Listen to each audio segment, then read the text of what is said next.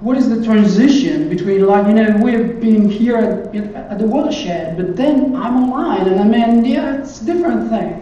Well, let me try a small experiment with you. So, I guess that most of you are on Twitter, so this is a Twitter message. So we got a letter in front of the message, which is a D, which stands for a direct message. So we all agree that somebody is basically just asking me to, play cricket while Cliff is not here. Is basically telling me something like we were in our room. It's a one-on-one talk. We're just chatting, maybe with a friend. Let's do a little change into that message. Let's put the @ sign in front of it and have a better idea. Let's do this jet skis. What has been happening is that suddenly we are not in our room anymore, but I'm actually broadcasting the message to whoever is listening, which might be 2 persons or nobody, could be millions. And I have no control over that.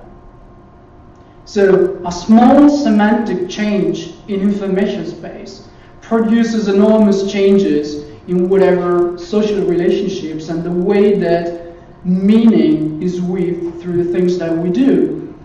Everybody knows about the bad jokes, about people writing the wrong stuff on Facebook without thinking about who's actually their friends, or that kind of stuff. But the point is, this has a strong connotation, a strong connection to architecture, because architecture is not about geometry. Architecture is about intent and meaning. There's very little of this in architecture and a lot of this, which has to do with the human side of things. That's also why architecture and building, for example, are 2 very different things, and things that I normally find myself to try to explain over and over. I just found out that there's a very good way to make you see the point, that when we talk about architecture and when we talk about building, like when we talk about creating experiences or developing something using the tools of the trade, those are 2 different things. And I guess that we all agree that this could be a good example of architecture, the Arc, which is in Paris at La Défense. And I would agree that not many of you would consider that a building that you can actually be in, but you do. But it doesn't really look like a house. I do have my issues, though, in considering many of you considering this a fulgid example of architecture. But it's a building, and it's pretty useful. And those 2 things are different. They're part of the same spectrum, but they have different intentions and meaning behind them. And they're also using different languages in different ways. The languages that we used to master space and place have changed through the years. And that's why we're thinking about bringing it to the next step. The Romans used to build this sort of theaters, but the Romans also used to kind of investigate the flight of the birds to understand if that was the right place to build the city. We don't do that anymore. I don't normally do that when I have to decide if I want to buy a house or something. So I don't really just go and look at the flight of the birds to see if it's a good day to walk outside or come to the watershed.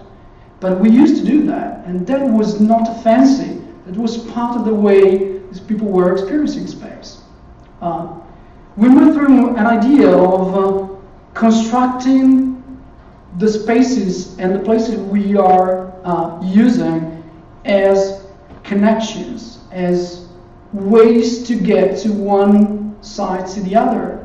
And this is exactly what we're bringing to cyberspace in some ways, or to the internet, if you don't like the word.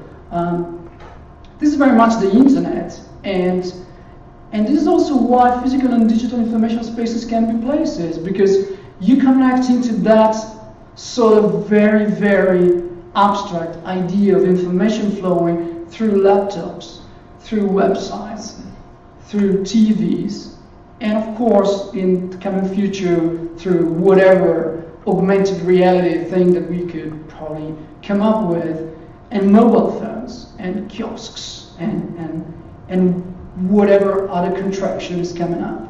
But those things have to be connected. those things have to provide us with meaning in order to be able to convey successful space and place. And that's why information architecture is the architecture of information spaces. Because without the layer that tells us that